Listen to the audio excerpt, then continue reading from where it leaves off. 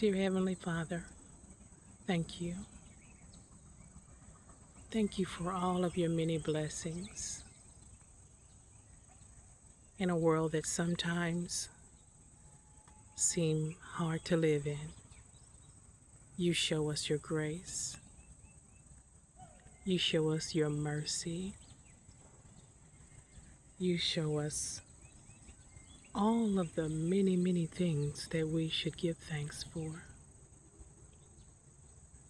You've been so kind to us in spite of who we have been.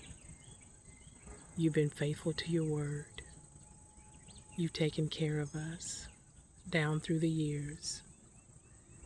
And even in every situation that seems so difficult, you've held us up.